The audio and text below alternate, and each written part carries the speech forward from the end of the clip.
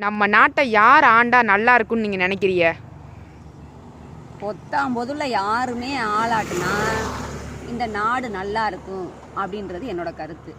ஏன் இப்படி விரக்தியாக சொல்கிறேன் அப்படின்னு நினைக்கிறீங்களா? யார் ஆட்சிக்கு வந்தாலுமே என்ன பண்ணுறிய? வேலையா அந்த ஆட்சி சரியில்லை, இந்த ஆட்சி சரியில்லை, இவங்களுக்கு முன்னாடி பண்ண ஆட்சி இப்படி இருந்துச்சு, இவங்களுக்கு அப்படி இருந்துச்சு, இந்த ஆட்சி அப்படி இருந்துச்சு, அந்த ஆட்சியில் எவ்வளோ கொள்ளை நடந்துச்சு, இவ்வளோ கோல்மால் நடந்துச்சு, எல்லா ஆட்சியிலையும் எல்லாம் தான் நடக்குது. இப்படி ஒவ்வொருத்தலாம் மாற்றி மாற்றி குறை சொல்கிறத விட்டுட்டு போனதும் போச்சு பொழுதும் போச்சு, எல்லாருமா சேர்ந்து ஒரு நல்லாட்சி அமைச்சா நல்லா இருக்கும். இல்லையா பொத்தாம் பொதுவாக நீங்கள் யாருமே ஆளவும் வேணாம், நாங்கள் மாளவும் வேணாம். நீங்கள் ஆண்டு நாங்கள் மாண்டு போவதற்கு நாங்களே ஆண்டு நாங்களே மாண்டு போகிறோம். இதில் என்ன பிரச்சனை? ஆமாம் தானே? ஐயா அவர்கள், மாண்புமிகு தமிழக முதல்வர் ஐயா அவர்கள் வரும் 21ஆம் தேதி சீர்மிகு சிவகங்கை மாவட்டத்திற்கு வரவிருக்கிறாங்க. ஐயா அவர்களை பொற்பதம் தொட்டு வணங்கி வரவேற்கிறேன். சிவகங்கை மாவட்ட மக்கள் சார்பாக உங்களை வரவேற்கிறோம் ஐயா. உங்களுடைய வருகைக்காக ஒரு குட்டி கவிதை, அந்த குட்டி கவிதையை உங்களுக்கு சமர்ப்பிக்கிறேன். இந்த பதிவை பார்த்துக்கிட்டு இருக்கோ இல்லை முகத்தை பார்க்குறதுக்காகவோ என்னையை பார்த்து இப்படி இருக்கே அப்படி சொல்கிறதுக்காகவோ இந்த பதிவை நான் பதிவிடலை. ஏற்கனவே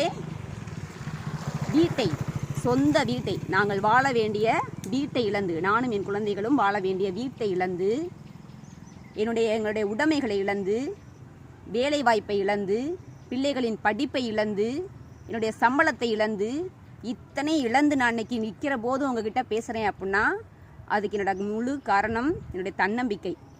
அது மட்டும் இல்லாமல் இதை உங்களுக்கு பதிவிடுறேன் அப்படின்னா இந்த மாதிரி நிலைமையில் நாளைக்கு யாரும் நீங்களோ உங்களுடைய பிள்ளைகளோ உங்களுடைய பேர பிள்ளைகளோ இருந்துடக்கூடாது அப்படின்ற ஒரு நல்ல நோக்கத்துக்காக தான் அந்த பதிவை நான் பதிவிடுறேன். மற்றபடி எனக்கு ஒரு பெருமிதம் வேண்டியதில்லை. உங்களுடைய கமெண்ட்டுக்காகவோ லைக்காகவோ நான் வந்து பதிவிடலை. அதை நீங்கள் புரிஞ்சுக்கணும். இப்போ ஐயா அவர்களுக்கு ஒரு கவிதையை சமர்ப்பிக்கலான் இருக்கேன். அந்த கவிதையை கேளுங்க. முடிஞ்சால் ஐயாவுக்கு, மாண்புமிகு தமிழக முதல்வர் ஐயாவுக்கு இந்த பதிவு சென்றடையுமாறு முடிஞ்சால் ஷேர் பண்ணுங்கள். அது உங்களுடைய விருப்பம்.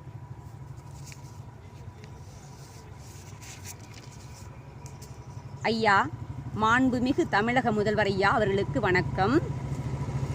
சீர்மிகு சிவகங்கை மாவட்டத்திற்கு வருகை தரும் ஐயா அவர்களுக்கு மீண்டும் ஒரு முறையாக வணங்கி வரவேற்று சமர்ப்பிக்கும் குட்டி கவிதை. ஐயா, நீங்கள் கார் கண்ணாடி மேலேற்றி காட்சி பொருளாய் எம் மாவட்ட மக்களை காண நீவீர் வாரீரோ? அல்லும் பகலும் அயராது உழைத்து அல்லோல் படும் மக்கள் காண வாரீரா?